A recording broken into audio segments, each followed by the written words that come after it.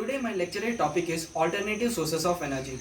Our energy demand goes on increasing day by day because of technological development, change in lifestyle, industrialization.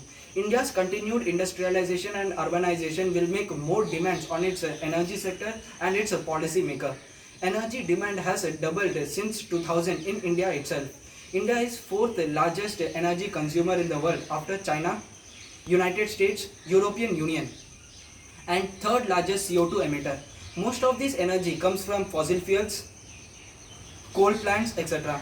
Due to the increased dependency on fossil fuel, it has led to increased emission of CO2, which cause global warming, pollution, etc.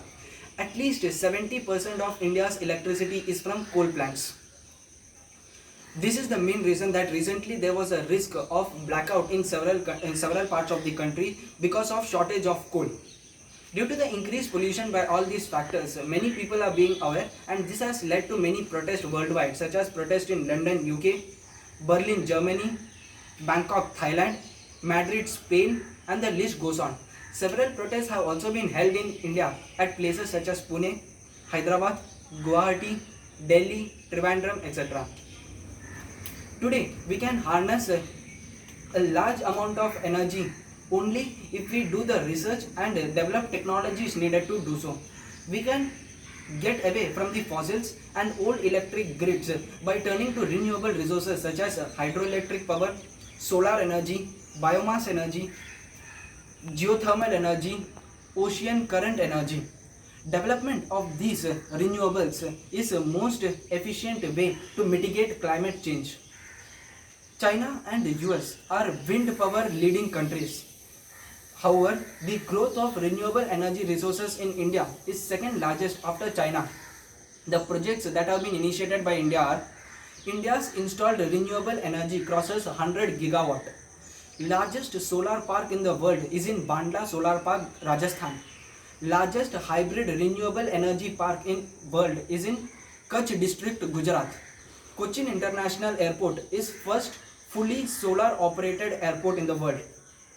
India is the first country to set up a ministry exclusively for development of renewable resources, that is MNRE, Ministry for New and Renewable Energy. Also, Prime Minister Narendra Modi promised for India in COP26 summit held in Glasgow, UK.